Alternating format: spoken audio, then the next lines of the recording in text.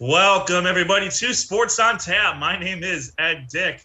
Alongside Rob Troutman, Sean Duffy, Josh Duffy, and the FNG, Noah Jacobson is going to join us for the whole show today.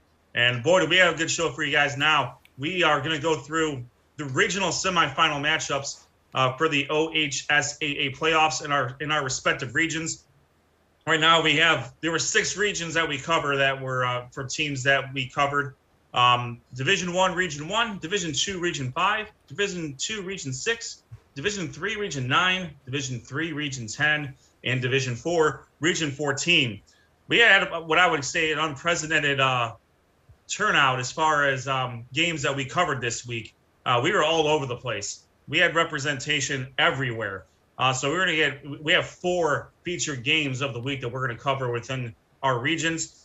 We're also going to be joined by holy name running backs Kriztion Sanchez and Austin Wondolowski. Both of those players, along with Javon Williams and the rest of the Green Wave, very instrumental in holy name. Spoiler alert, making it to their 3rd consecutive regional championship with the combination of Wondolowski, Sanchez, and Williams. Now, we've talked to Javon Williams earlier this year, and we talked to him last year as well. So we wanted to spread the love a little bit, and Kriztion Sanchez has been a player who's been literally right alongside Javon Williams in the backfield. Wondolowski doing it at both ends of the field as well. Has really seen his role grow over the last couple of years, and has been been a major key as to why the Green Wave are looking at a regional championship here. They'll be taking on their crosstown rival Padua in a Division 3 Region 10 championship. So we're going to talk to them at 8:15. We're going to go through our respective regions before that, and then we'll talk about what is going to happen afterwards. What's going to happen in these regional championships? We're down to out of the teams that we cover, we're only down to a handful anymore. But luckily, each one of our conferences is represented, so that's pretty exciting for all of us. As far as the representation, again, it just speaks to how good the football is, not only in Northeast Ohio, but specifically the conferences that we cover. All right, let's get to our sponsors here real quick, as we normally do. RRT Productions. We shoot, we edit, you win. You can reach them at rrt-productions.com. They offer sports, live streaming. They can do your wedding, and they do lots of freelance. They can freelance your meeting, your city council meetings, or anything along those lines. RRT Productions. Again, we shoot, we edit, you win. Bandwagon Fantasy Sports. You think you know college football better than us? Join our free league on the Bandwagon Fantasy Sports app to find out. Bandwagon is the only simple, engaging, and competitive fantasy sports platform focused on teams rather than individual players. You can see that you can check them out at bandwagonfantasysports.com. You can choose a college football team in the system. They're assigned a preseason dollar value. Now we're close to the end now, so some of the teams that may not have been worth as much back when we started are worth a lot more now. So if you were able to get on that bandwagon when the season started, you're in a really, really good spot. You're rewarded for wins, and tiebreakers go for road wins. Add or drop up the teams 25 times at any point during the season. Remember, jumping on a team before they get on the bandwagon gives you a huge advantage. Talk lots of trash and figure out who truly is a king or queen of college football in 2022. Bandwagon Fantasy Sports. Not daily, not traditional. Just teams, just win. Our friend Raymond Felton State Farm. That's Ray Felton State Farm. He's a good dude. A couple of us went to high school with him. He runs a great business out of beautiful Hudson, Ohio. We'll talk about Hudson here in a little bit. But call Ray's office for a free auto quote to see if you can save money on your auto insurance. You can call him at 234-284-2996. He is at 5603 Darrow Road, Suite 500 in beautiful Hudson, Ohio. G&G Fitness Equipment. You see them at livefit.com. You can also see them on Twitter at G&G Fitness EQ. They have been our Player of the Week sponsor for the duration of the season. So make sure you check out G&G Fitness Equipment. Last and certainly not least, GV Art and Design. Go to gvartwork.com. They are the best, one of the best out there. at locally themed shirts for your favorite college or pro team or just Cleveland in general. Again, gvartwork.com. Use the promo code ONTAP10 to get 10% off of your order. And gentlemen, you guys are out. You guys were out in it last week, guys. Like it was the weather. It had been pretty good weather, really, all the way up until this point. And boy, did it literally rain down on you guys and on the teams this year. This past week, hard to say how much of that had an impact on a lot of teams' game plans. But we had again, we have representation everywhere. We were at Avon and Homestead Falls. We were at Holy Name in Mansfield. We were at Mentor in Medina. And we were at Hudson and Riverside. And so we're going to cover all those games here. Let's start with the big school division. Sean Duffy, as he always does, provides us with a tremendous PowerPoint.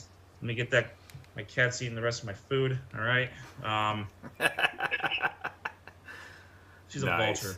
Hey, she's excited to get this show started, and she needs a little more energy. She's a straight vulture. I don't know why she's not bigger. You gotta love it. So let's start with Division I, Region 1. We had one game that was one of our featured games of the week. The FNG. I'm going to stop calling you that at some point. I promise you. Sean may not, but I will. Listen, Noah, they say that, but they're lying to you. They don't stop calling you that. They just sniper it in when you least expect it. So they're lying to you is what I'm trying to tell you. So we have Noah covered the game. Mentor at Medina. Josh, as you are the purveyor of the Division I, Region 1, why don't you take us through it, and then we'll get to Noah on his recap. Yeah, we'll talk about Mentor Medina here in just a few minutes. Like exactly what you said, Ed. Noah was there, live and in charge, so we'll talk about that game. But briefly on the other game, it was the Cleveland Holy War, Ignatius versus Eds. And this was all Eds, the number 1 seed in Division I, Region 1, the heavy favorite to win the state championship once again in Division 1 here in the state of Ohio. They came away with a 28-7 victory over the Chuck Kyle-led St. Ignatius Wildcats. This is actually Chuck Kyle's last game. It was all over Twitter. The St. Edward Eagles paid homage to Chuck Kyle, giving him a good send-off. It was really good to see. But, one of the legends, probably the legend in high school football coaching, at least in the area in Northeast Ohio. Just some quick notes on this game. Ignatius only had 159 yards of total offense, so Ed's defense was really hammering down. On offense for the Eagles, Marvin Bell Jr., 30 rushes, 155 yards, and 3 touchdowns. And that's pretty much all St. Ed's needed as they come away with a 28-7 victory. Now, the other semifinal matchup in Region 1 pitted the Mentor Cardinals against the Medina Bees. Mentor looking for some sweet revenge in this one. Medina looking to once again beat the Cardinals, kind of, coming back from their 58 to 38 regular season win against the Cardinals in this one. So we're going to hand it over to Noah Jacobson, who was live, witnessed all the action, did a really good job. Make sure we have on our website, sportsontappodcast.com, his video highlights. Those are linked to his YouTube page. So he did a great job once again. But Noah, take it away, what you saw. Can't hear you, Noah. Don't have any. We got no sound. Well, while we're doing that, we'll just quickly go through once again. Mentor tried to avenge a 58-38 win. And Noah, as soon as you try, just chime on right in, man.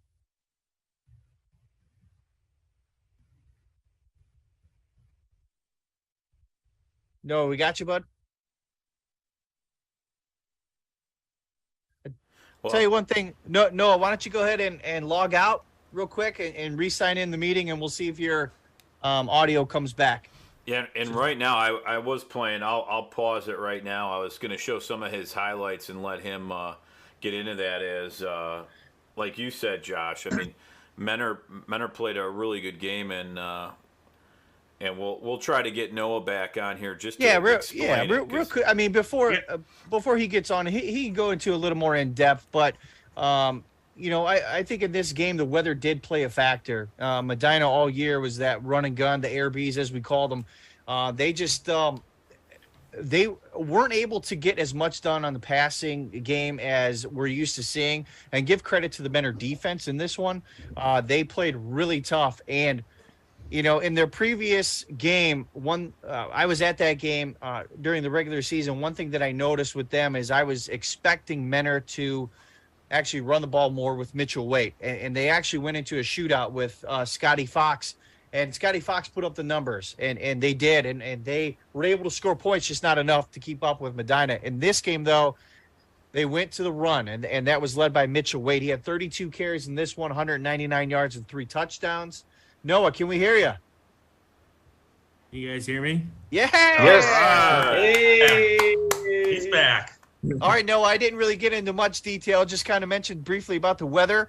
If that played a factor in the Medina offense, and the fact that Menor really stepped up their defense and their run game. So take it away. All right. Thank you, Josh. And Zoom difficulties. I'm sure you guys deal with that. I was in Twinsburg for the Division I Region 1 semifinal as the number 2 seeded Medina Bees hosted the number 3 seeded Menor Cardinals. And gentlemen, downpour all night. I'm sure you guys were dealing with that yourselves. Menor came away with the victory, 42-21. Menor quarterback Scotty Fox was 12 of 24 for 150 yards and 2 touchdowns. He also had 13 carries for 81 yards and a touchdown. Menor's running back Mitchell Waite had 32 carries for 199 yards and 3 touchdowns. Medina quarterback Danny Steyer was 30 of 56 for 375 yards and 3 touchdowns. Medina's leading receiver, Jack Wojak, had 11 catches for 147 yards. And guys, Menor came into Twinsburg. They had the better game plan, and they just showed who they really were. Yeah, and I kind of brought up that point a little bit earlier, Noah, while you were trying to get back on here, that during the regular season matchup, I thought in order to keep Medina's offense off the field, you got to run the ball. You got a good running back in Mitchell Waite. And they just didn't do it enough in that first matchup. They tried to outgun Medina and try to exchange points. And when you're going up against a team like Medina that is an expert at running that 5 wide, spread it out, air raid offense, it's going to be hard to keep up with points. In this game, though, I thought the defense really came in, and they were helped by the weather. You can't convince me otherwise that the weather did not affect Medina just a little bit. It wasn't. I don't know where you guys were, but for here, I was at the Holy Name game in Brunswick. It wasn't so much a steady downpour. It was a light mist to a heavier mist, just kind of annoying, just making things moist. And that really affected my game. So I'm assuming that affected all the other games that we had. And listen, when you have an offense that was led by Mitchell Waite, 199 yards rushing, 268 yards rushing as a team, and 418 yards total offense, they kind of flipped the script and went a different way, trying to keep Medina's offense off the field and playing good defense. And give credit to Matt Gray and the Menor Cardinals, because they really made adjustments, and they are playing at a high level right now. So they actually will move on to meet St. Ed's in the regional finals for the second year in a row. I'm sorry, that was Medina last year. Last time Menor and Ed's met in the regional final was 2019. Menor actually beat Ed's 36-35 in double overtime. So my mistake on that one. All these M school names, I'm getting confused here. And I was actually at that game last year, so I should know better. But lo and behold, we move on to probably 2 of the favorites in the region. You know, obviously these 4 teams that were in the regional semifinals, you know, everyone expected them to be there. And St. Ed's, as I mentioned before, the prohibitive favorite in this region, probably the prohibitive favorite to win the state title once again. It's going to be a tough game for Menor, but the way that they're playing right now, the way that Scotty Fox is playing, the way that Mitchell Waite is playing, Jacob Snow also has really come into his own as a stud receiver for the Cardinals. And then their defense, finally, led by Brennan Vernon, coming up with some big plays this game. It's going to be a heck of a game. That this game's going to be played in Euclid. You know, when I look at this and I see Josh and Noah, great job with the video, and I can attest to everything that Josh just said. The weather did play a factor, I think, in every game. Maybe more so for games that were out on the east side was more of that downpour type of rain, more of that consistent rain. But, you know, we talked about this, Menor, you know, towards the end of the regular season and now into the playoffs. And we may have I underestimated. Maybe I looked at the record and thought they weren't as good. I think they were just rounding into form. You know, but again, I also go back to a point that we always say is that it's hard to beat a team twice in the year. And this is the second time that Menor had faced Medina. They knew what Medina was very, very good at, and that was throwing the ball down the field and putting up points quickly. So how do you combat that? Like Josh said, like Noah said, you hand the ball off to Mitchell Waite, you control the clock, you limit the amount of possessions that Medina has, and you score points by doing that. And they did. I mean, they did that. They learned from their mistake earlier in the year, and didn't try to get into a track meet with a team like Medina. Now the weather probably helped. You know, they probably completed a little bit more passes in a drier climate, but you look at some of these videos, the defense was there. They knew what the plan of attack was for Medina. And, you know, that's the benefit of having recent film of your team playing the team you're playing. I mean, that's one of the benefits. So, you know, hats off to Menor. And again, it's Division I, Region I. It's Menor, St. Ed's. It's Medina, St. Ed's. It's rinse and repeat every single year. But it's one of the things that we come to rely upon in Division I, Region I is that these are the best teams in that region, in this area. And I would also argue probably the state. And there's a reason why these teams are always around at this time of year in the regional finals, the regional semifinals, is because they're that good. They're well coached. And we see it at this point, is that the mistakes tend to kind of compound. Little mistakes tend to be a bigger deal in this because there is no tomorrow. We're going to kind of talk about that as we go through divisions. But, yeah, I mean, you see teams that, you know, any sort of derailment from their plan kind of throws things in a haywire. And if you're not an adaptable team, it's a hard thing to come back from. Yeah, I think one thing I noticed too, like you said, it is tough. Medina threw still a lot in the rain. You know, you see a lot of drop balls, and they still did pass. But Menor really, I think, limited. There were some big plays by Medina, but they limited those big plays. The defense was all over the place. And what a nice job they did offensively with their running game to continue to get those first downs and keep them off the field. That's a tough thing to do, and a lot of teams struggled. But I know rain was everywhere, especially Strongsville. It was an absolute downpour, and Avon did run the football, but they also did pass. So you could pass in this. It's just tougher for the wide receivers to catch, and I think we're seeing it in Noah's video a little bit here. But another great job and a big-time win by Menor, who might be rolling and winning at the right time here. Well, and I'll just add a quick note before we move on to Division II. Since that Week 7 loss to Medina, Menor's reeled off 6 straight wins. They're averaging about 34 points a game on offense, but on defense, and this is the key that I believe, they're only averaging about 13 points that they give up a game, which is a good point differential. And, you know, especially now when you're getting into playoffs, you really want to get your defense leading the way. And you know, when we're talking these recaps and everything like that, we're primarily focusing on offense because those are the stats that we see, and those are, you know, the measurables. But when you're playing good defense and you're able to keep a high-scoring Medina team to 21 points, you're doing something really good, and you have a successful model going. I'll add one more note to this as well, and it's really more on the St. Ignatius end. Believe me, they get plenty enough coverage, but we would be remiss if we didn't at least acknowledge them here. I think, with all due respect to Cleveland Heights, this is the way that it had to be. Chuck Kyle playing against the rival that he's been going up against for 40 some years as a coach, then some as an assistant, and then some as a player.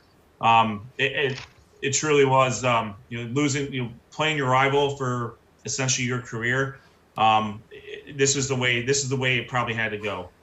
Short of St. Ed's or St. Ignatius winning the whole thing, I don't think that this is probably the most poetic justice thing you can do. And even look at it from a full circle standpoint. They played John Marshall in the first game of the playoffs. John Marshall had never made the playoffs up until this year. Coach Kyle played against John Marshall back in the 60s. They played at Cleveland Public School. I mean, it's Cleveland Heights, but it's a Cleveland Public School. And then they played St. Ed's. Like there's a whole lot of history going on there. Absolutely. Great job. Just a tremendous career by Coach Kyle, both on the football side, the track side, and probably even more importantly on the impact that he had on student athletes going forward. So, with that, Rob alluded to this earlier. Another one of our main games. We'll go to Division II, Region 5. My mistake. And Sean was out in Maple Heights to see Hudson take on Riverside. And then we also had the Hoban and St. Mary game. Sean, why don't you take it away?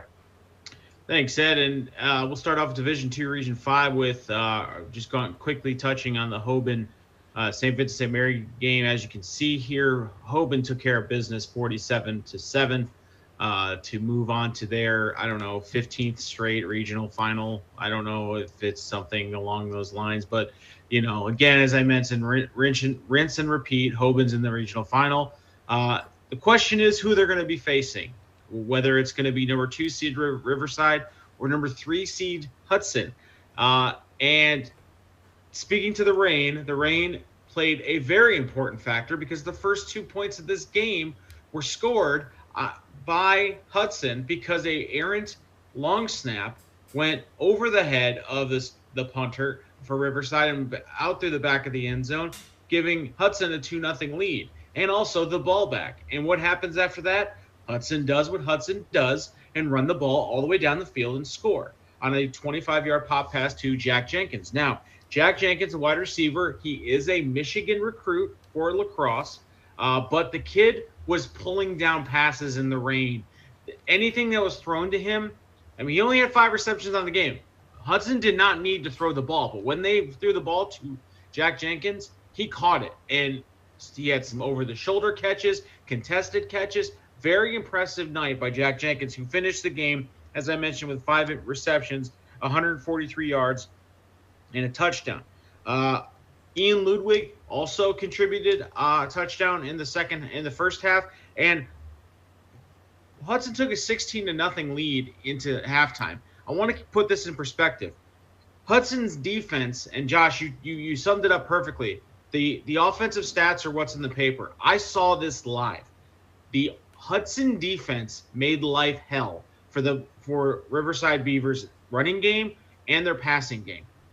I saw more sacks in the first half. I saw more tackles for loss in the first half than I've seen in any game, and this includes the Hudson game that I covered against Solon. Hudson's defense is a monster. They got big guys up front. They got very athletic linebackers that can flow side to side. Their corners and their safeties are well coached, well disciplined, and they don't get beat deep, which is huge in a game where Riverside, coming into this game, was averaging more than 40 points a game. They didn't cross the 50-yard line but once in the first half. They were held scoreless in the first half, first time all season. They only had 51 total yards in the first half. Now, again, that's why they played 2 halves, right?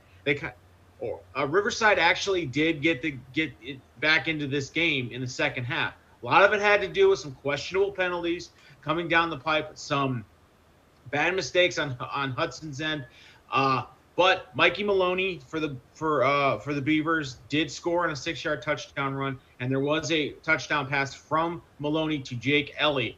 But the thing that it came down to was the defense for Hudson, because on their first touchdown in the second half that Riverside scored, they were able to get the 2-point conversion. It was another run by Mikey Maloney right up the middle. After the second touchdown, they were within 2. This game was 16-14 with a 2-point conversion try. But the defense of Hudson locked it down. I've never heard more screaming and yelling and just deafening silence from a home crowd as when that 2-point conversion failed, because they didn't even go for the onside kick afterwards. They were trying to play defense and kick it deep. And given the way the game at that point was going, it may have been a smart decision. But Hudson just did what they did. They grounded out, and they went to their one guy they went to all game, and that was Jack Jenkins for a 25-yard reception to basically ice the game. There's nothing they could do. Hudson survives a late second half comeback attempt by Riverside to get a 16-14 victory. That's one of those galvanizing wins. That's one of those hard-fought grind wins. And now you flip the script and you got a team like Hudson going in to play a team that they're very familiar with because they've played them 3 times in the last 3 years for a regional final. Now they haven't won, but they're going to go up against it's going to be Hudson versus Hoban, and that game is sure to be, hopefully, a very, very good game, as it has been the last couple of years. And we'll certainly get into that here in a little bit after the interviews with the Holy Name Green Wave. Sean, yeah, I mean Riverside had played out of their minds this year. This is one of their best years they've had, and they certainly brought it. As you mentioned, from a fan perspective, So and Hudson's been there for a long time. Hudson is probably where Riverside wants to be as far as a year-over-year a program instead of being a good team, if you will. But like you said, I mean, I think, and Josh alluded to it, I'm sure Rob will hear shortly, you'd be remiss if you didn't think that the weather had something to do with the game plans going on here. And Jack Jenkins, for whatever reason, had the hands that caught everything. Yeah, and that was probably one of the biggest differences in the game. It was, Ed, and you look at it from a standpoint of, Hudson is not afraid to be in one of these close, grinded out games. They've been in a couple of them this year, whereas Riverside's really ran away and hid from teams and played very well. Not a lot of they played some tough teams, no doubt, but they've been in control of those games. And it was interesting to see kind of not the level of panic, but the level of just shell shock that Riverside kind of had late in the second quarter when they were like, man, we haven't crossed the fifth. Like, nothing was working for them. Now, to their credit, they made adjustments like any good team will do and took advantage of some mistakes that Hudson made. But Hudson just was not going to be denied, or was not to be denied that night. They did exactly what they needed to do to win that game, and they played again, I can't get over the defensive effort that they did when you consider what Riverside was putting up week in and week out. And it's very, very impressive to see Hudson really just grind that team down and take a really close victory. And, they may have been there as a program, but those kids and that coaching staff, they were pumped when they won that game. Rain or no rain, they were going nuts because that was a tough game, and it was a defensive effort. It took everybody on that team to win that game. But yeah, it was a fantastic night, and kudos to Maple Heights. They did a great job hosting. It was fun. It was rainy. It was a downpour. I didn't like it. I had to wring out my clothes before I got in my car, but it was fun, and my phone didn't break. So that's what happens. Overall win for Sean and for the Suburban League, National Division specifically. All right, let's roll on to Division II, Region 6. We did have 2 games here, one of which was another feature game of the week that Rob was at between Avon and Olmsted Falls. Rob, let's give Sean a little bit of a break, and why don't you go at it? All right, thanks, Ed, and we'll first start with Avon and Olmsted Falls. I was at this game, and Olmsted Falls, they actually struck first in this game and really controlled the first quarter. It was quarterback Jimmy Rosel to running back Jack Pinchak, who came out of the backfield for the score right there. They led 7-0, and it was a complete downpour. I had to keep wiping off my phone and trying to stay dry here in the first half. A lot of running going on in this game, but so far in that first quarter, like I said, the defense of Olmsted Falls was really doing a great job. They forced a turnover. They couldn't capitalize on it. And then later on in that first quarter, Avon went right down the field, and they ran a lot of Jacorian Caffey, who we had a chance to talk to after the game. But a lot of running by Avon in that first quarter. They would tie the game with a Jacorian Caffey touchdown, and he ran really strong in this game. Over 200 yards and 3 touchdowns for Jacorian Caffey, the junior, who will be coming back again next year. And they're still obviously going to be playing some football is. It was 7-7 in the first quarter, and after one, an impressive run by Gavin Everhart there with a touchdown, and holes aplenty for that offensive line of Avon. They did a great job up front, and give credit to the Avon defense. I mean, this was a team of Olmsted Falls that really wanted to run, and I thought it would suit them really well with the rain, but the Avon defense kept them in check, and no real big runs by Olmsted Falls. Jimmy Russell did a nice job trying to get things sparking, and offensively keeping Conti and Pinchek in check there. They just couldn't get anything going offensively, and Avon's defense did a really nice job. DeTilio had 2 touchdown passes.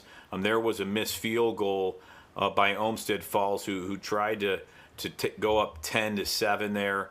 Their defense would stop, and this is Rocco Conti running around the corner, and he's always good in the open field. But like I said, the Avon defense did a nice job, and they really ran away with this one. They scored 45 unanswered points in this game and won 45-7. And after the game, Coach Elder talked about how nice it is to play an Olmsted Falls team, that they have a really great program and make them play their best. But Avon in this game just dominant. It was, like I said, the first quarter, a very different story, but second, third, and fourth quarter, Avon really took it to them. They outrun them. They were able to pass.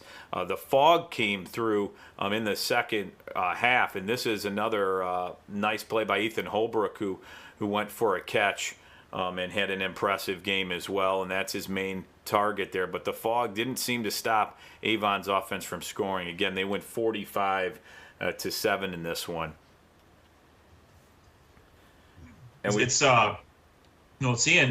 seeing that score, very surprising, given how good those games usually are between Avon and Olmsted Falls. It just seems like when the playoffs hit, Avon hits a completely different gear, that even teams that see them in the regular season don't see that version of Avon for whatever reason. I mean, it just speaks to the adjustments that Coach Elder and his coaching staff make from the first time they play an opponent to a second time they play the opponent.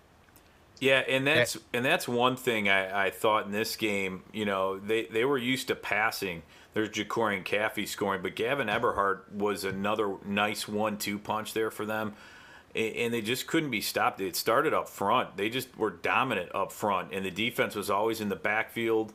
And like you said, it seemed like Avon had a good game plan going. They did pass a decent amount in this game when they needed to, but they also could run.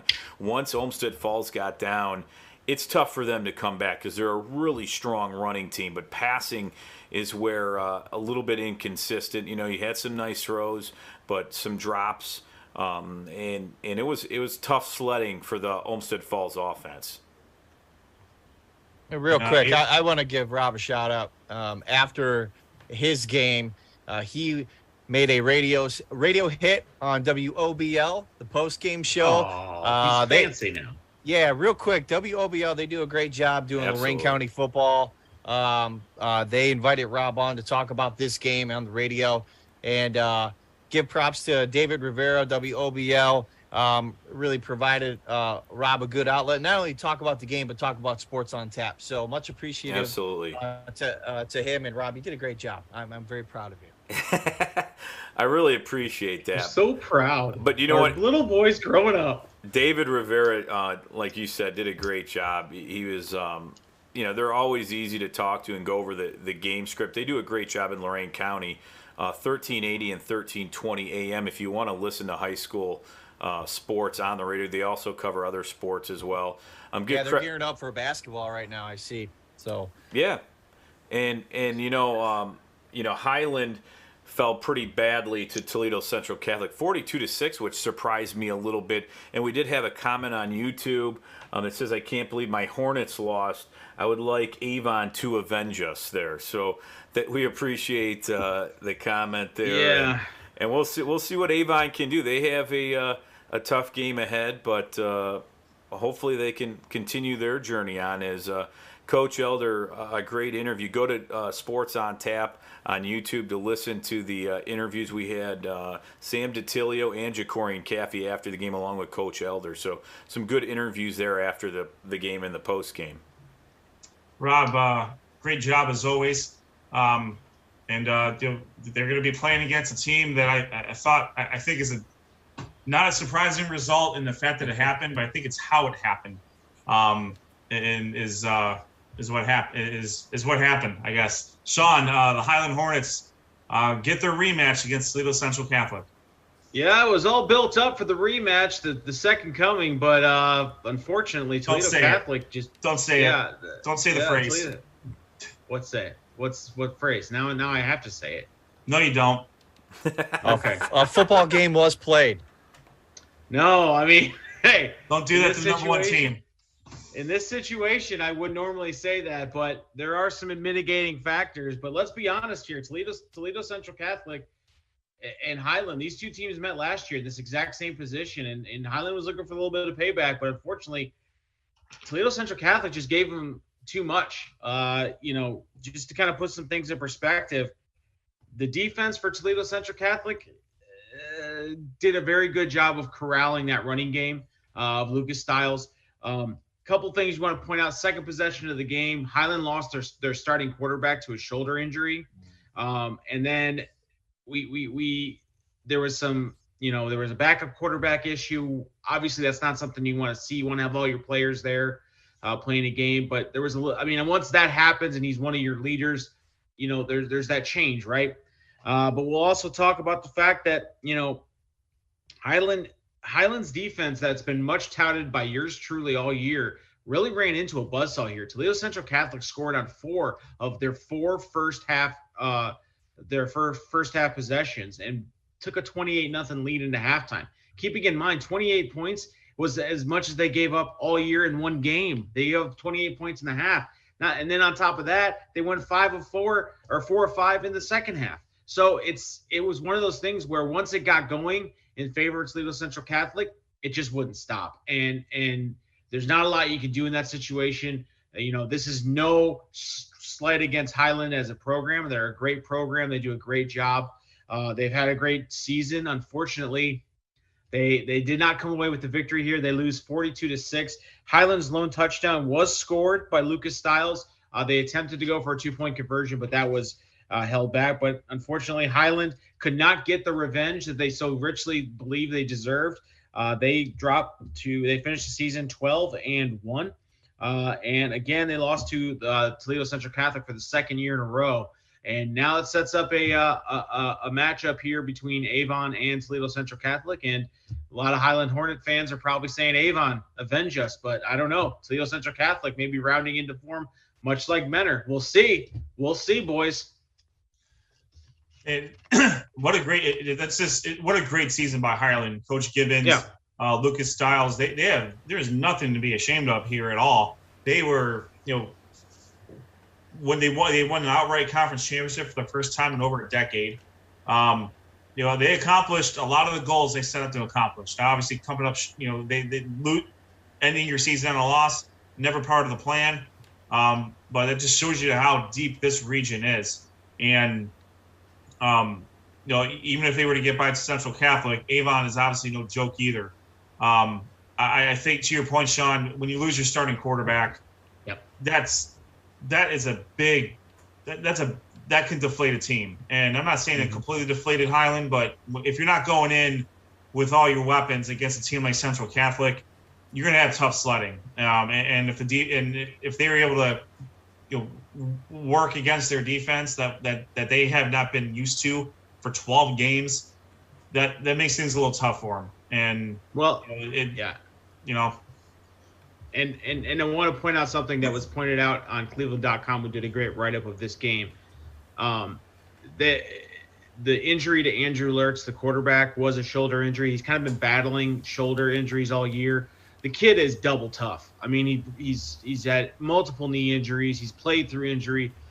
The way this kid is set up, it must have been a serious injury to his shoulder to take him off that field, because it doesn't seem like a lot of things take that kid off the field. So your heart goes out to a kid like that. You want to finish that, but obviously you got to take the precaution. But again, hats off to Highland, man. They ran roughshot over the Suburban League American and pretty much everybody they ran into all year. They ran into a Toledo Central Catholic, and this is what happens. This is what happens in the playoffs, guys. I mean, we talk about Final Four, and it's always there. But we'll move on to Division III, Region 9, and just touch base on this quickly.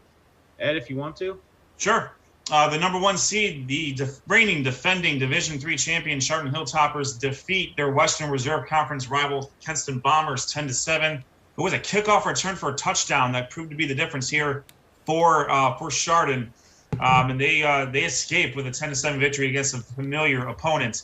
The number 2 seed Canfield Cardinals took on the Ursuline Fighting Irish. Canfield gets the 33-25 victory over Ursuline. That's going to set up a Canfield Chardon regional championship game that we'll touch on here in a little bit. Let's get to Division III, Region 10. We'll hold off in Division 4, Region 14 until after our interviews here. But Josh Jeffy was at Brunswick for the Holy Name Mansfield Senior game.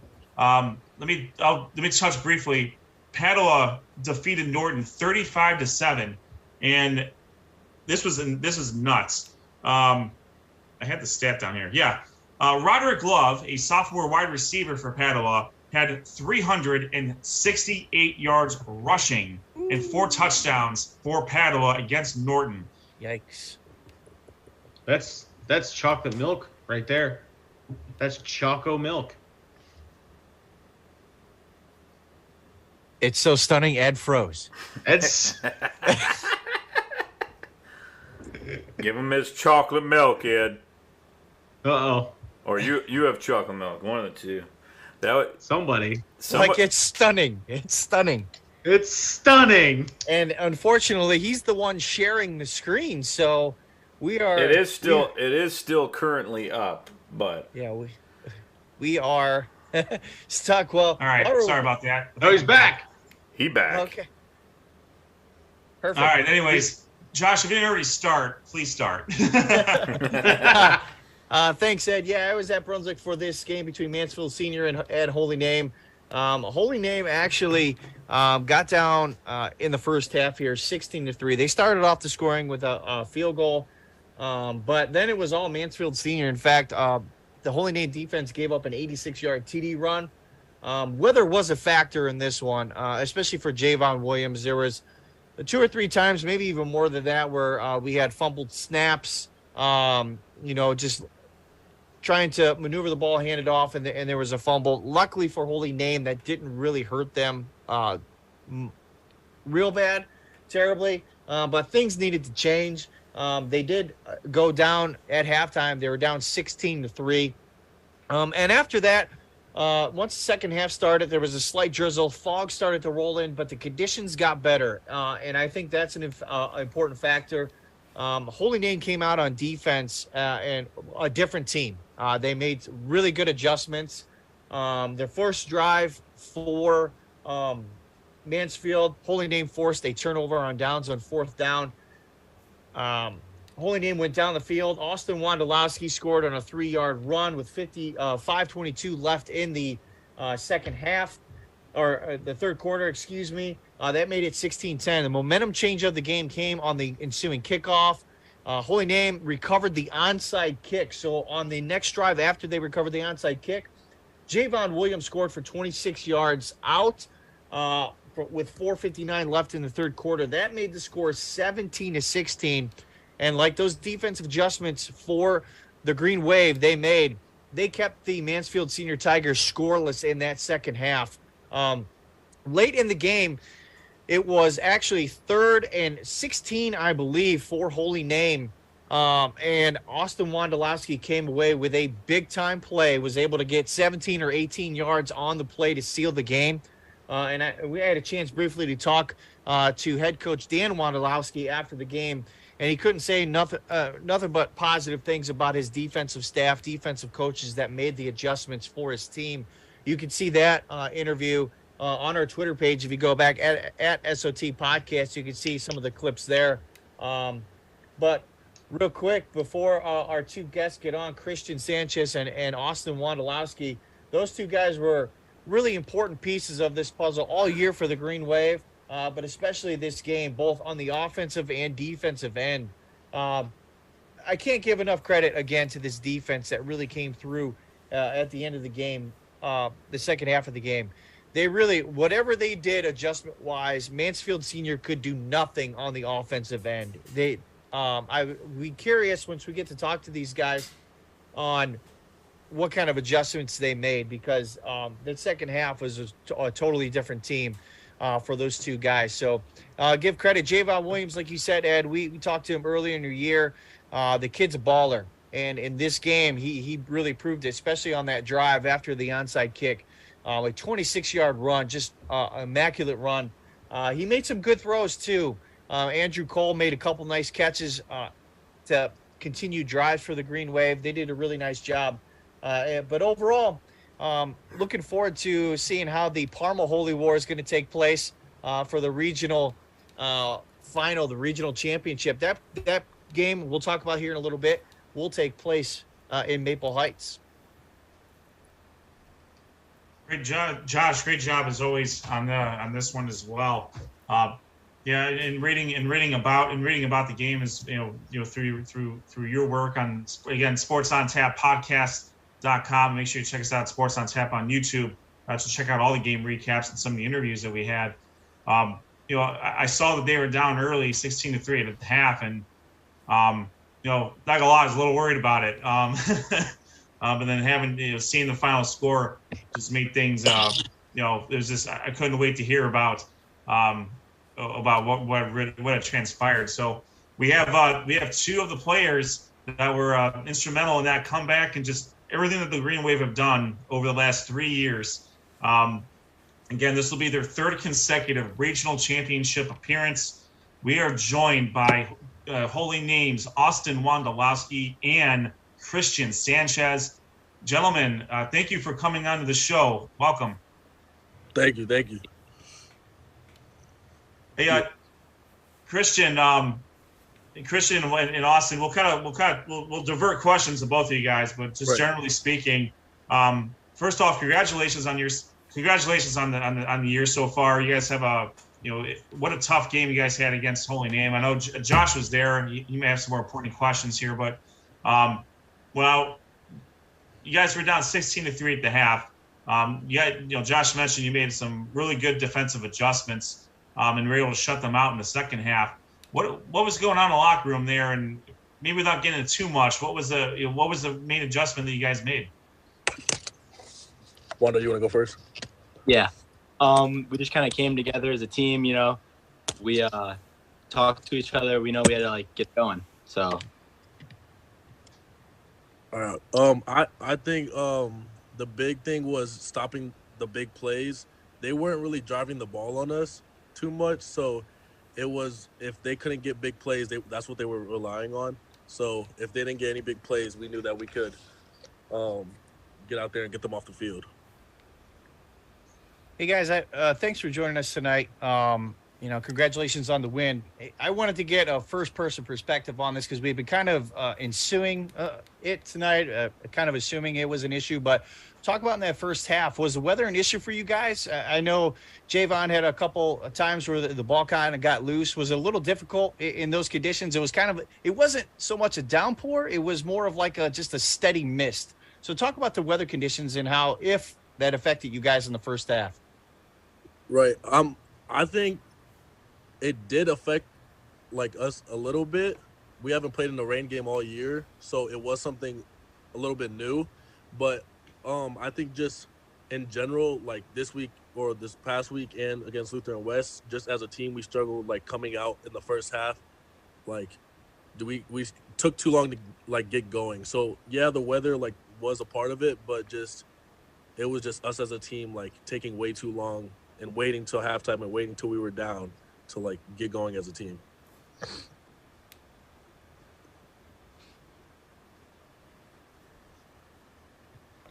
Next. Sorry. I'm having audio and technical difficulties.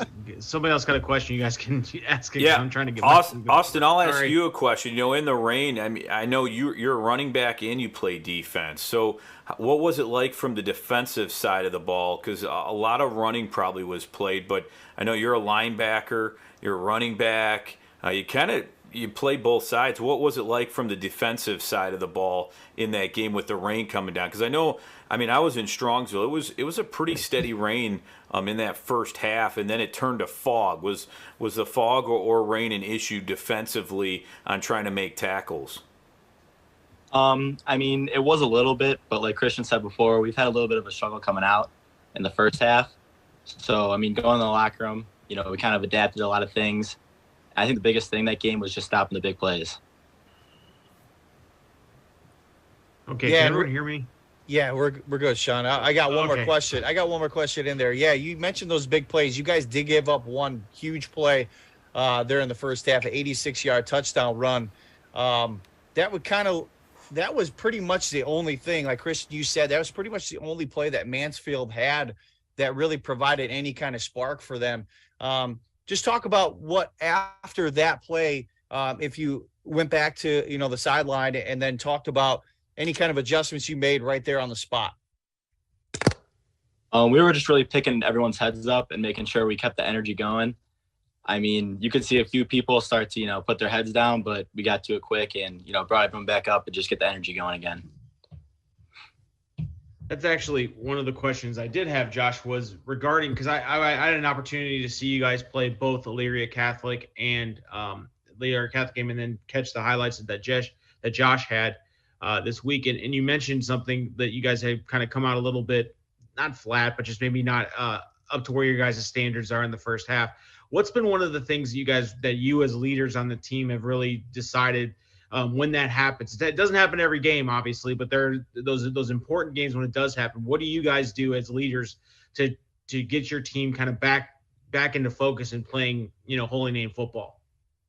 I feel like we all know what we need to do, so it's just a matter of doing it. And I feel like some games, not we'll come out underestimating anybody, but we'll just come out a little bit too passive or just not on our top of our game. So it's not really I feel like we know what we have to do. So it's not really yelling at anybody or getting on anybody too hard. If you make a mistake, mistakes happen. So just keep doing what you're supposed to do and just that's it. Yeah, I agree with Kriztion. I think it was just making adjustments in the locker room and doing a lot of board talk and getting things done right. We're talking with senior running backs Austin Wondolowski and Kriztion Sanchez for the Holy Name Green Wave, the Great Lakes Conference champion, and going for a regional championship here. This is your third straight year in this game. Maybe when you guys were sophomores, it wasn't as expected. You backed it up last year, and now you got another good look at it. What are some of the biggest differences you guys have, between when you guys were sophomores, and how have you carried that over, all that momentum you've had the last couple of years in the playoffs to this year? I feel like sophomore year, that was the farthest we've been in a long time.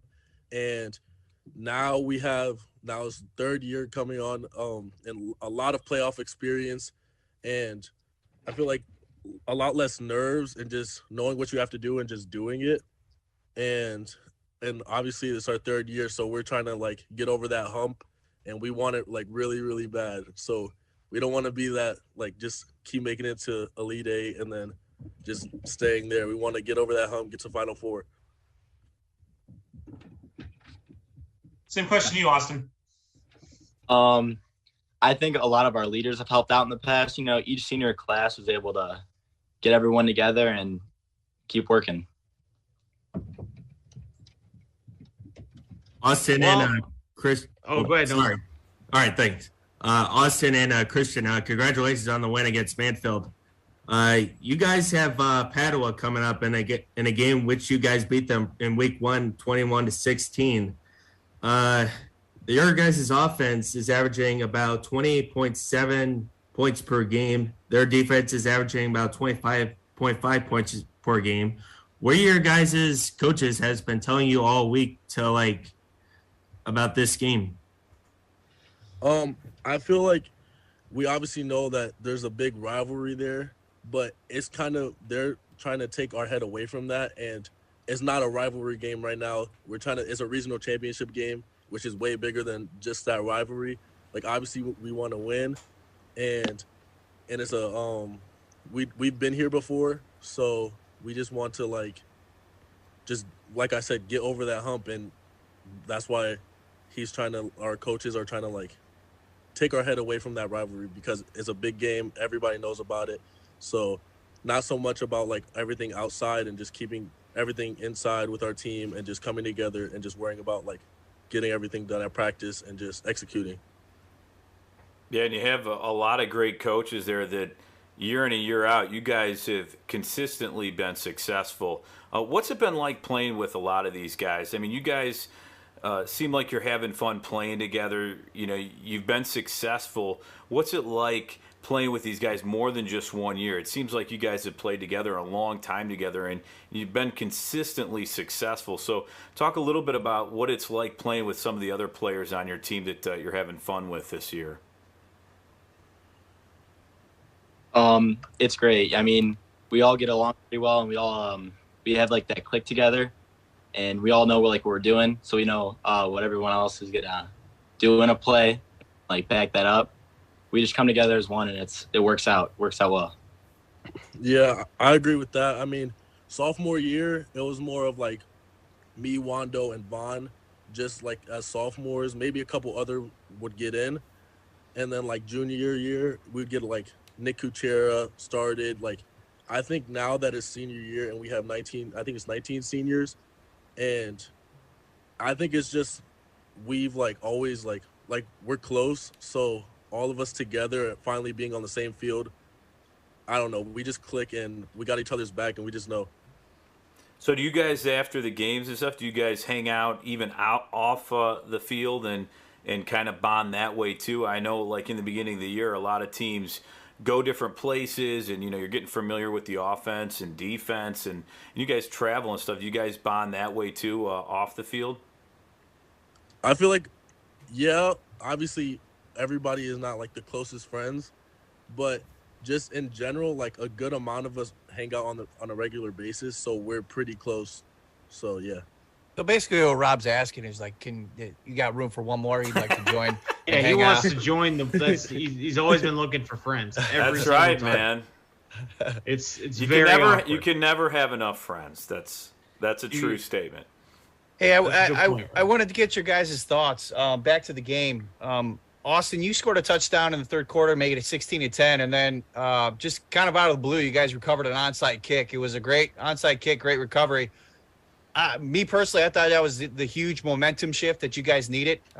Is that the case? How was the sidelines when you guys recovered that? It seemed really crazy. Yeah, it was a big momentum shift. It helped us out a lot. I mean, we were all high energy, high focus. We were ready to keep going through. Yeah, I agree. Yeah, and that's exactly what you guys did, because on the next drive, Javon went down and he scored a 26-yard touchdown run, and that's pretty much sealed pretty much put you guys ahead for good. And then Austin, late in the fourth quarter, you guys, it was 3rd and long, and then you came through with a huge play. I think you gained 17, 18 yards or whatever, pretty close to that, to get that first down and seal it. What was the thought going through that process? I mean, we got the play calling, and I thought, we had to get the first. Drive for every yard. And that's we usually see that going against the Browns. So it had been nice being that it had been nice executing that against another team. Oddly enough, an orange and brown team. So maybe there's something going. Maybe it had something to that. When you guys so this week you guys as we mentioned, you play in Padua. This is not the first time you've now played an opponent twice in the same season. You played Elyria Catholic twice. And you played them in the regular season, and then you got them in the championship game. Are there any general lessons you guys can take from now? This is the second time you will have seen a team for the second time in the year in the same season. Yeah. I feel like obviously EC and Padua are two different teams. And going back to last year, we played Padua first game of the season and then played them in the playoffs. And they improved, and they have improved a lot this year from the first game. And they're a really tough team, but we have improved a lot too. So I feel like it's going to be a really hard game. And yeah. Yeah, I piggyback off of Kriztion. I think the same thing. They're a good team. They've improved since the first game, but so have we. You know, everyone's made changes, and it's going to be a close game. I did have one question for you guys, and just your opinion. And if you don't want to answer, I get it. But before the locations of this game came out, okay, Padua. Holy name, that's going to be, nice. Stay, close to Parma. There's a lot of fields around, but then you guys go out to Maple Heights. Any thoughts about heading out east to play this game, or does not matter to you? I feel like obviously everybody would have liked that game to be at Byers, but it doesn't really matter where we play. It's gonna be the same thing either way. So yeah, we would have liked it to be a little bit closer, but it doesn't make that much of a difference to us. Yeah, I mean, we've been road warriors the past 2 years, and we've been traveling everywhere. So I think, it doesn't really make a difference for us. That's a fair point. That's a really good point. You guys are very diplomatic, and I'll give you credit for that. But that game should be at Byers. Like what the heck? Yeah, we had a very heated argument. Whatever you guys don't want to say, we'll take that up on your behalf. You guys don't need to deal with that. I've thoughts about other games that are being played. Tell us how you really feel, Ed and Josh. Tell us how you really feel. No, we will. Understand it, but we'll save it. That's taken away from the point here. Obviously, I will follow your guys' lead, and I'm not gonna. I will also downplay the fact that you happen to be playing your rival for a championship game here. But as you guys mentioned, I mean, it's been 3 months since you last played them. You guys have improved tremendously. You exercised the EC demon to win the championship in the conference. You guys have been on a roll. Pato has also been on a roll. And it seems like they've unlocked a new weapon in this game against Norton that, with sophomore Roderick Love, in addition to some of the other weapons that they have. You guys don't need, without giving too much away, we obviously don't want to put you guys in a bad situation there. But, I mean, are there any overarching themes you guys were focusing on specific to Padua for this week? It's just doing our 111, doing our part in the game and coming together. I mean, if we work together, we come out ready, it'll be good. Yeah, it's the same thing. Obviously, they have Roderick playing running back now, but it's nothing that we can't handle. So I just feel like as long as we do what we have to do, it shouldn't be a problem. Excellent. We usually ask these questions of all of our student athletes. Do you guys play other sports besides football? Yeah, I play hockey. Nice. Yeah. Nice. I played basketball for two years, but I didn't play last year, so I'm probably not going to play this year either. Josh, you want to ask the question? I know you want to. Hockey. All right. Hockey fine, starting up, folks. I will. All right. So this can be both of you. Kriztion, you played basketball in the past, and I probably am going to assume I know the answer, but would you rather hit the game-winning bucket, or would you rather score the game-winning touchdown to win a regional championship? Game-winning touchdown by far. Yeah, I figured. All right. So he didn't even want to wait for you to finish the question. He's like, right. No, I want to score the touchdown. I had to pause for dramatic reasons. Austin, same question, but let's go game-winning goal in hockey. It's going to be the touchdown. Yeah, That's easy. Wow. There we okay. go. All right. Football, I think it's undefeated in this competition. Dang, man. That's fantastic. Football just overrides all sports, it seems like. Well, they're in the moment. They're in the season, Yeah. so I get it. Point. Yeah. We asked Austin in February if he wants to score the winning goal. That would be answer interesting. Might change. Austin, That answer might change. That would be interesting if You were in hockey season. You think your answer might change a little bit? It could. All right. It could. All right. We'll have you. Johnson. We'll have you on in February, and we'll see that. Goodness gracious.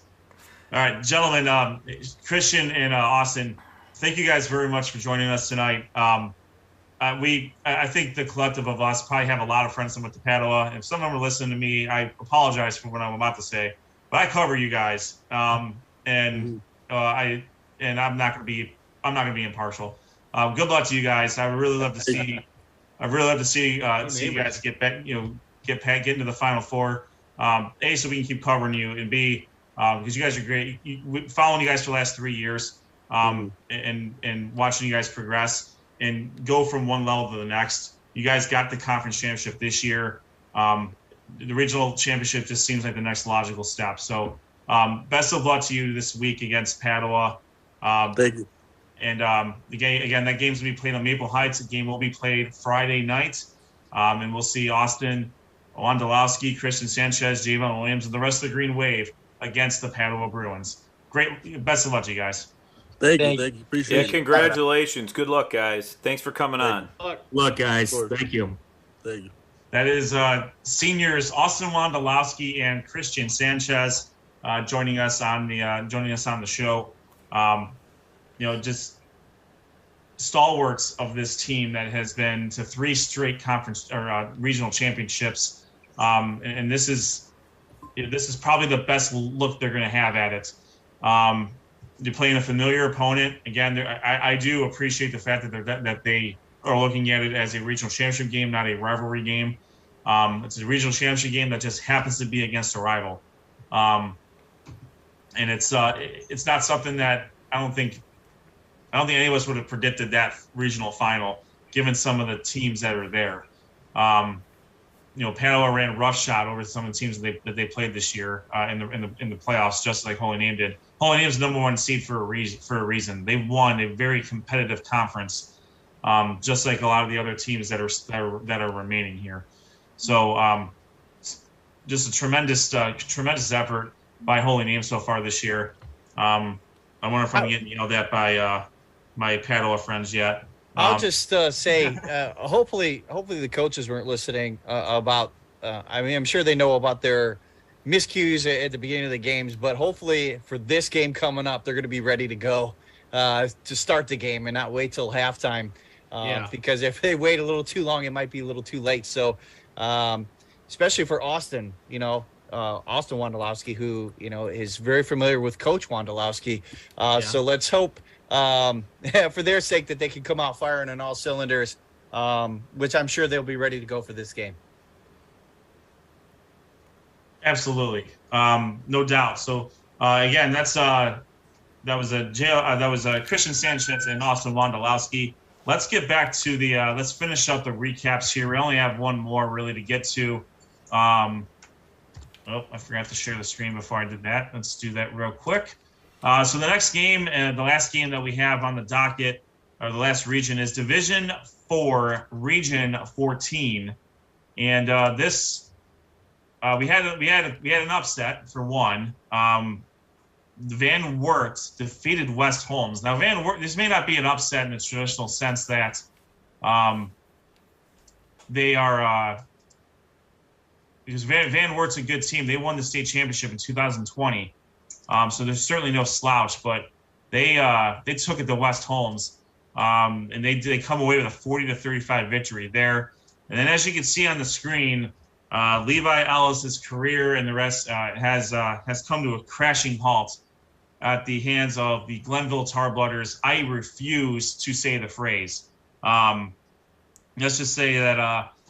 Glenville forced 5 turnovers in this game. They took a 34-7 lead into the half. They had 2 interceptions and 3 fumbles of Elyria Catholic. Deshaunte Jones started the scoring for Glenville with a 33-yard touchdown run. And then Gerald Goodwin intercepted Brady Cook from Elyria Catholic, and he took it for a 20-yard pick 6 for the Tarblooders. Quarterback Deontay Rucker hit tight end Demarion Witten for 2 touchdown passes, including a 45-yarder on a 4th and 13. Witten is I believe, an Ohio State recruit, a tight end there. Leary Catholic did get their only score from Levi Ellis. He scored on a 2-yard run on 4th and goal that cut the lead to 26-7. But these turnovers, when you give a team like Glenville that many opportunities, especially with a short field, they're going to take advantage. Ellis finished with 80 yards on 22 carries. He comes up about 40 yards shy of the Lorain County rushing record for a career. Glenville outgained EC 313 to 149 yards in this contest. Wow. Senior Brady Cook went the whole way. He finished 11 of 24 for 73 yards in those 2 picks. Colin Ginley had 6 catches for 42 yards. And Leary Catholic finishes 10-3 on the season. Glenville improves to 13-0. They will take on the number 6 seed Van Wert for a regional championship game. Glenville, the Senate Athletic League champion, they really hadn't seen too many teams in the regular season outside of their non-conference games. They went into Avon and beat them. I believe they beat Olentangy Liberty. They're currently playing for a regional championship in Division I, Region 3, I believe. So the team they've beaten in their first 3 games are very good, and they have carried that momentum all throughout. They've running clocked, I think, the last 9 or 10 opponents. And I know Glenville's not really in our coverage area, but they're one of the teams that, even though they're Division 4, they could realistically compete with any team in the state. I believe they have a lot of talent. They have a lot of talent, they're firing on all cylinders. They have been all year. Yeah. And to continue right now, I think they're a prohibitive favorite in this region to win it all. Yeah, and I think, Ed, you hit it on the head. I mean, they went into Avon, and the game was close. Avon, I believe, did have a chance in that game to win, but Glenville from top to bottom, I mean, we know what Ted Ginn Sr. does there. He always produces winners, and they're impressive this year. They have speed all over the place. Their running back just runs over players. They have athletes, very quick athletes on both sides of the ball. And Elyria Catholic is no slouch. I mean, holding them to 7 points is impressive by Glenville, and they're going to continue on here. We had, actually, on our YouTube page, we had a Highland fan and a Glenville fan actually going back and forth, which the Glenville fan is pretty excited about Glenville football. We'll say that. But they're an impressive. Yeah, as he should be. Yeah, I was going to say they're impressive from top to bottom, and a big win realistically here. But Ed, I wanted to say that was a great point. They played some non-conference matchups that were just very impressive, and we see where those teams are this year. And Olentangy Liberty is in Division I, Region 2, but that doesn't take away from the point that they're playing for a regional championship. So 2 of the teams that Glenville defeated are in the same spot they're in right now. They're going for regional titles. St. Vincent St. Mary, no slouch either. Their loss is to Hoban. It's the Cleveland Public School, I don't believe, has ever won a state championship. Glenville has had a good look at it before. And think about it, 2 years ago, Glenville didn't have a team. None of the Cleveland Public School districts played football for the pandemic year. So a lot of them split up and went in other directions. I think East Cleveland Shaw was the beneficiary of that. They had a pretty good run that year. A lot of guys went to Shaw and some of the other surrounding schools to play football. But they all came, they came back to Glenville when the Cleveland Municipal Schools District reinstituted sports after the pandemic, and credit Coach Ginn for getting those players back on the same page and running roughshod over the league. I mean, it's no secret that Glenville will probably not lose a game in the Senate Athletic League until Ted Ginn decides to pull them off the field for whatever reason. They're just that much better than everybody else in that conference. But they have also proven when they get to the playoffs, they can do some damage. And Josh, you brought up a great point. They're Division 4 in enrollment only. As far as competition is concerned, they can give anybody a run for their money. They have the speed and size to do it. Absolutely. I mean, they were a Division I school 10 years ago. And due to competitive balance and probably declining numbers, that's why they're at Division IV. But it certainly doesn't, but they're in it. They have a really good shot at this one against Van Wert. So those are the recaps that we had for the regional semifinals. Let's press on. We talked a little bit about these games. We'll briefly recap what the thoughts are here. Division I, Region 1. Josh talked about this before. Mentor and St. Ed's. They are no stranger to each other, especially in the playoffs. So Josh and Noah, quickly provide some of your thoughts on this, just based off of your experience with watching Mentor throughout the year. I'll start, Noah. Yeah, these last two teams met in the regional finals 2019. Mentor came away with their victory, and actually Coach Trevisano's final year before Coach Gray took over. Look, it's St. Edward's, kind of what we talk about with Hoban and some of the other teams that we talked about. It's kind of St. Ed's championship until someone knocks them off. So St. Ed's is a number 1 seed for a reason. I mentioned it earlier. A heavy favorite to repeat as state championship in Division I. Mentor's got the work cut out for them, but if they play like they did against Medina, they could give Eds a battle for sure. Yeah, for sure, Josh. Every region goes through the big schools, and Eds is the tough test for Mentor. I mean, Coach Gray said it. I mean, he said stay in the defensive lanes. That's what it's going to take for Mentor's defense. And all 2 phases, offense and special teams, and the defense. So Mentor is going to have to play their A game if they want to beat Eds. And, that should be an interesting game. And we'll see if Mentor can continue the momentum that they've built up over the course of the last 6 or 7 games. St. Ed's' only loss right now is to Massillon, Washington, and they're playing for the Division II Region 7 championship. So St. Ed's is they're a buzzsaw, just like some of the other teams that we've seen over the season. All right, we're going to go move to Division II, Region 5. Sean, Hudson gets another look at Hoban. And it seems like they incrementally get a little bit closer to Hoban. What do you think about their chances of getting over the hump this time around? I like their chances, to be 100% honest with you. I think Hudson's defense is significantly better than I think it was last year. I think it got significantly better over the course of the season. They've been tested. They've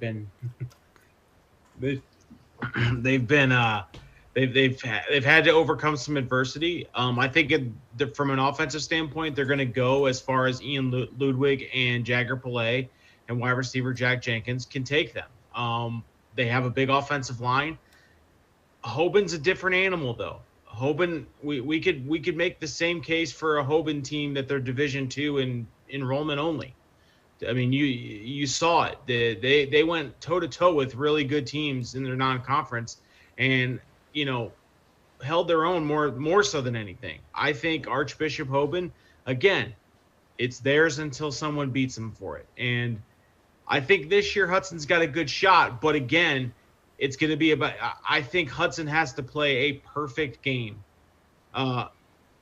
and force – Hoban to do things Hoban just doesn't regularly do. Turn the ball over, make mistakes, get in trouble with penalties, things like that a Hoban team just doesn't normally do. I think that needs to happen for Hudson to pull out this win. Taking nothing away from the talent of the Explorers, but as they've ran into Hoban multiple times over the last couple of years, it's like Avon, man. When they get in the playoffs, it's a different gear. Well, and that's kind of where we're at. Remember this: Hudson has Ray Felton State Farm on their side, so they do. I am that could put them over the top. Sure that Ray would be there. Where Ray will be there, cheering on with all the other fans of Hudson that I saw Friday night as they go. I believe they're playing at Twinsburg. I think it's Twinsburg. Yep. And Hudson has played really well this year. I think fundamentally they've just got it done and can get it done. Like you said, Sean, they have to play a perfect game because we know Hoban, I mean, you make a mistake, they'll make you pay pretty quick. They're just athletic. They have athletes all over the place that can make big plays. And if you can limit their big play abilities, I think you can stay in the game. But if I'm Hudson, I'm going to try to keep the ball out of Hoban's offense like we saw Olmsted Falls try to do against Avon. Run the ball, try to get the clock down and get first downs and like you said, take Hoban out of their game, which is score a lot of points, and their defense is pretty impressive too. So hopefully we'll see what Hudson has to offer, but they've had a great season so far and look to continue that. And we'll see.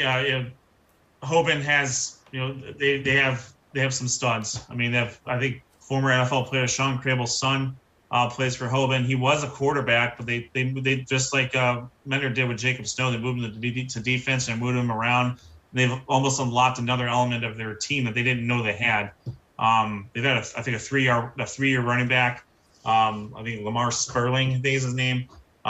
Just an absolute stud. The guy, I think he's run for almost 3,000 yards this year. They're going to be tough to stop. So it's I think it's going to take a steady dose of Ian Ludwig and Jagger play.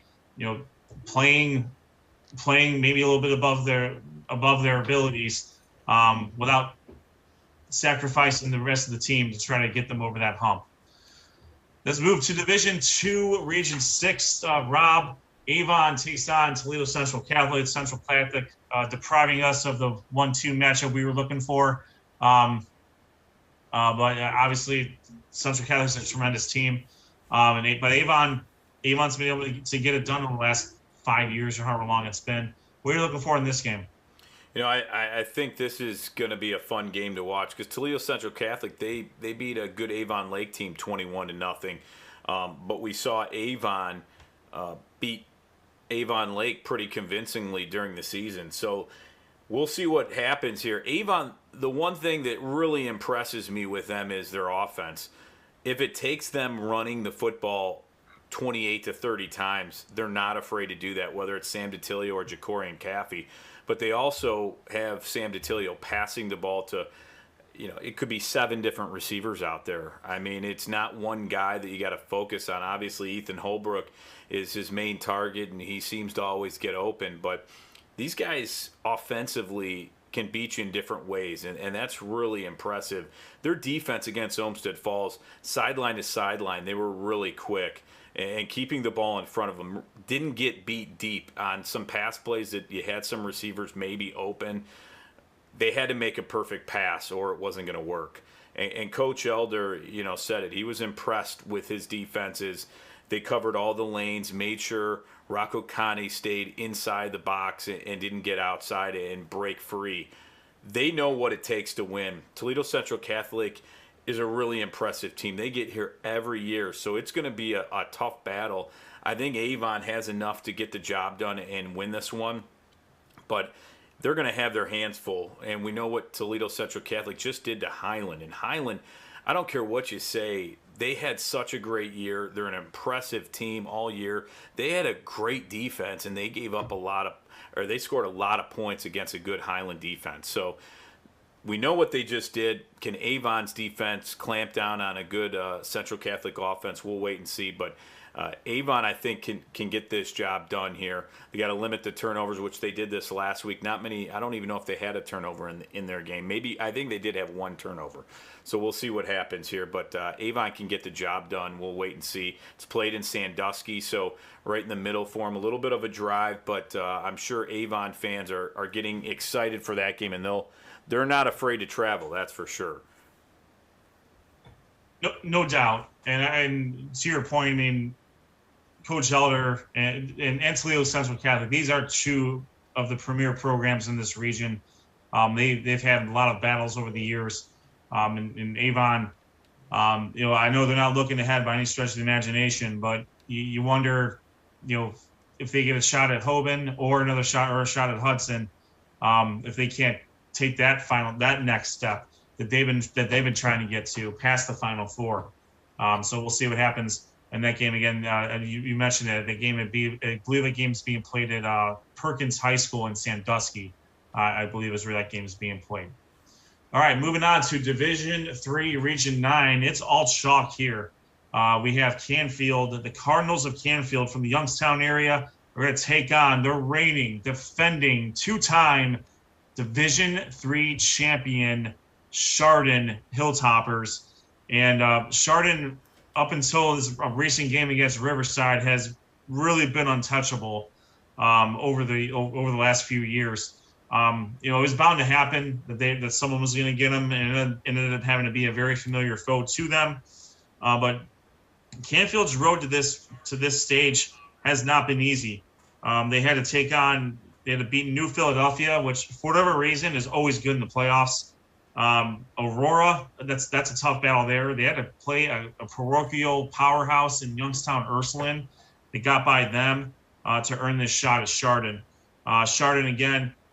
They have a victory over Olmsted Falls. That's probably one of their best victories of the season so far. They've run roughshod over everybody else. Kenston presented a unique challenge to them. They played them twice this year. Kenston did play them pretty well in the beginning in about mid-season. It was a 35-18 loss by Kenston, and Kenston by all accounts had Chardon where they wanted them, but Chardon's special teams made a play. And that's tough to stop. If they're able to corral Chardon's offense, which no one has been able to do really, and that just shows that championship mettle that Chardon has. They're able to use a different phase of the game to make a major impact, and that's exactly what happened here. I'm not exactly sure. I think this game's being played. Actually, I'm not sure where this game's being played. Let me look that up real quick. Regardless, he played at Ravenna. Ravenna, okay. I guess that's about right. It's on the east side, off of 76. I think they got that one right. But I certainly have issues with some of the other places that they've determined to play. So Division III, Region 9, right there for you. Division III, Region 10, the Paddle of Ruins from the Crown Conference. They were going to take on the number 1 seed, the Great Lakes Conference champion, the Holy Name Green Wave. Holy Name currently is 10-2. Paddle is definitely no slouch themselves. I think they're right around that same record. This game, for whatever reason, I still don't know why, is being played in Maple Heights. In fact, the game that they are playing at Byersfield is between Massillon and Uniontown Lake, which aren't even as close from a county perspective. If you're from the Ohio High School Athletic Association and want to be on the show and tell us how this happened, sports on it just doesn't make sense to me. Like, if you're like, you have a ready-made in-city rivalry. That would be, it'd probably be jam-packed. You use the biggest facility in your city to handle that. Like, you tell me you couldn't have sent Massillon and Uniontown Lake to Akron Infocision Stadium, or I don't know, maybe Hall of Fame Stadium. Maybe the Hall of Fame. Like, were there other games going on there? I guess I don't understand. I really just don't understand why you have your two parochial schools, the two big ones in your city, put them in the city they live in. If you want to sell out, you keep them in the city. I would agree with you on that. No doubt. I don't know why I'm irrationally mad about this. Ed's available for hire. He freelances, and he knows his high school football. So it's, what is it, eddick@gmail.com? Or? I think, Ed, I think a lot of people would agree with you. And I think for just the city of Parma itself, that would be a huge draw, whether have any connection to either of these schools or not. I think that would be a pretty huge draw. So whoever makes that decision is not quite sure. Doesn't seem like the right decision, but we move on. Yeah. Well, this is a talk show, and I normally don't like to talk about controversial things because that's not the type of show I want to be on. But I just don't understand this one. And if I get to go at an agency, more power to me. It's not fair. It's not fair for the kids, in my opinion. Devil's advocate, though. devil's advocate, hang on a second. Before we start going off on the OHSAA, we don't know how sites are selected.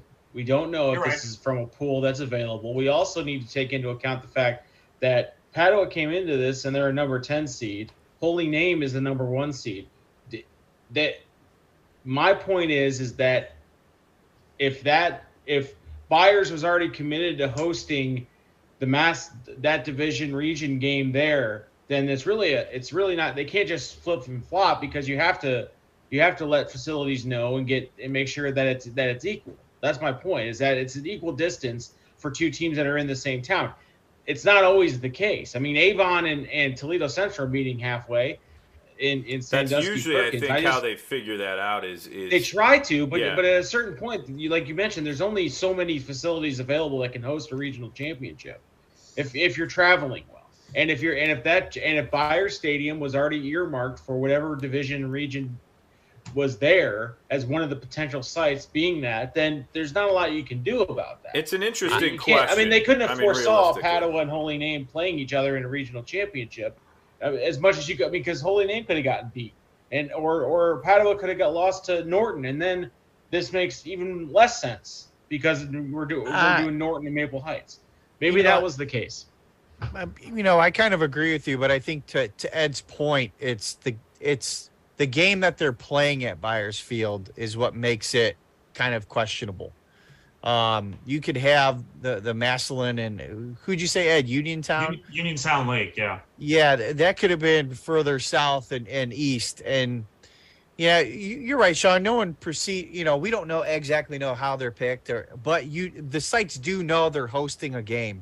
And I think for special circumstances, trades, switches can be made if it's good logistically. But I think the bigger question is the teams that are playing in Bayer, is that logistically the best place for them to play? Yeah. We don't know the process, to your point, Sean. I would like to know the process. Because you're right, Sean. They may have said, all right, if we can't get a Division I game, then we want a Division II game. And like the Division II games that are being played, it makes no sense for Avon and Toledo Central Catholic to play that game with Byers. Similarly, it doesn't really make sense for Hudson and Hoban to play that game at Byers.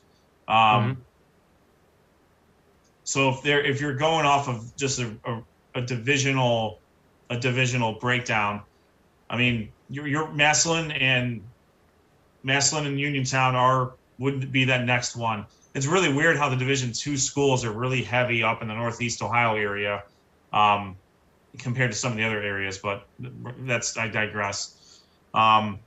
Anyways, I'm taking completely away from this game, and I apologize for that. So as we talked with Kriztion Sanchez and also Wondolowski earlier today, and they're taking a pretty good look at this as far as it's a regional championship game that happens to be against a rival. It's not a rivalry game to them. I have no idea how Padua feels about this. Maybe they feel the opposite. I do know that Padua has probably, based off of their game against Norton, they unlocked a weapon that maybe wasn't available for them in the first game of these guys played, which was week 1. I mean, so many things have happened since week 1. Both teams, while they're probably largely the same, are probably looking at each other like, wow, they're a lot different than the last time we played these guys, even though it was just in the same season. So it's going to be and these guys, and they've played in the playoffs last year as well, also won by Holy Name. So, I mean, I think Padua is fit to be tied on this one. Personally, if I'm Padua, I'm like, we get another shot at these guys, and we get a regional championship out of it. Padua could have asked for a better setup there, and certainly for Holy Name, they've progressed. They made it to the regional championship 2 years in a row. They won their conference championship this year. Regional championship is the next step for the Green Wave. So we'll see what happens there. The final game, which is not really not one we would specifically cover, but because Leary Catholic has now been knocked out. But this game will take place between Van Wert and Glenville. This game is going to be played at Tiffin. I'm not sure where Van Wert is. It must be out west. But that's not a close drive for Glenville at all. Oh, but again, I think Van Wert's on the other side of, or south, like northwest, but southern northwestern Ohio. Okay. If I'm remembering correctly. Okay. I mean, Tiffin. Quite honestly, Tiffin's that's a nice stadium. I mean, you can't. That's not terrible. But Glenville and Van Wert are going to meet in Tiffin. Glenville, as we talked about over their win against EC, very fast, very very tough. They don't give up a whole lot of points, and they they have run roughshod over pretty much everyone they've played, and they do have wins over two other regional finalists. Van Wert, however, no slouch. They won the state championship 2 years ago. They have some team. They still have some players from that team around. They have the experience, and we'll see if Glenville can overcome that. We'll see if Van Wert can just overcome the athleticism that Glenville possesses, and see if they can match the speed. I don't know what the weather looks like this week, but I don't know if it'll play as much of a factor this week as it did last week. But it's just going to be cold. Very cold. Yeah, coldest games we played all year, for sure. And this game will be played Saturday night. Division 4 plays on Saturday night. So the first three divisions were Friday night. This game will be played on Saturday night. Still going to be cold. Very, very. It's not going to get less cold. We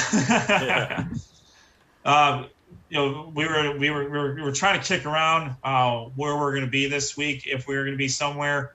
I don't know if we made that decision, quite honestly, but you know what you can do? Stay tuned. Follow us on Twitter. Follow us on Twitter at SOT Podcast. You got all the live updates you could possibly have wanted this past week with 4 games going live. At SOT Podcast. Check out our website, sportsontappodcast.com. That's you're going to get all the latest matchups, schedule, scores. Wherever we decide to go this week, that's where you're going to find it. You're watching us live on YouTube. We have all of our recaps, our interviews with coaches, and all of our episodes are live on YouTube. Make sure you smash that subscriptions, get those notifications whenever we go live. And then, of course, we're on Facebook at Sports on Tap. You can email us especially if you're from the OHSAA and heard the scorched earth I went on you guys. You can email us at sportsontapodcast@gmail.com. And we will forward whoever you'd like it to go to. We will forward it and make sure it gets to where it needs to be. Hey, Rob, yes, did you put that disclaimer up that the comments of Ed Dick does not necessarily represent the entirety of Sports on Tap? I do need to make I need to make a graphic for that. That's you're exactly. But let's be honest, guys. We're at the point of the season where the further you progress in the playoffs, the further you got to go. You're at a certain point. I mean, the end result is to end up at the state championship, which occurs in Columbus, if I'm not mistaken. Canton. At the Hall of Fame. Which if a team from Cincinnati makes it to the state championship, it's a hell of a long drive. I've driven it. So I mean that's just the way it works. So that's part of the what makes the playoffs hard. Playoffs.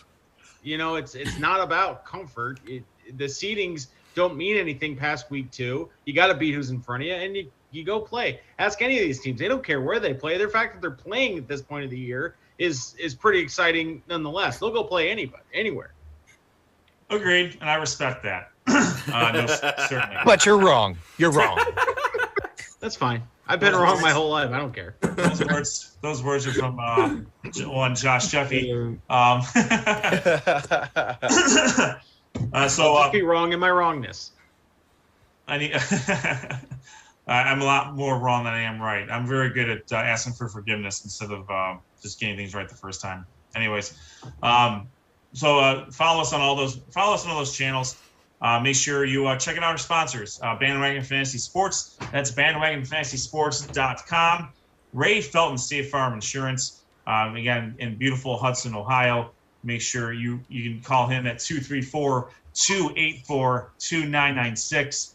They always put the customer's needs first. Call for a quick quote to get the discounts you deserve and the codes you were looking for. I'm sure Ray Felton will give you a Coke, too, if you're in. Yeah, I was going to say, he might give you a code. It's supposed to be cold out this weekend. A Coke, a quote. He's got all of it for you.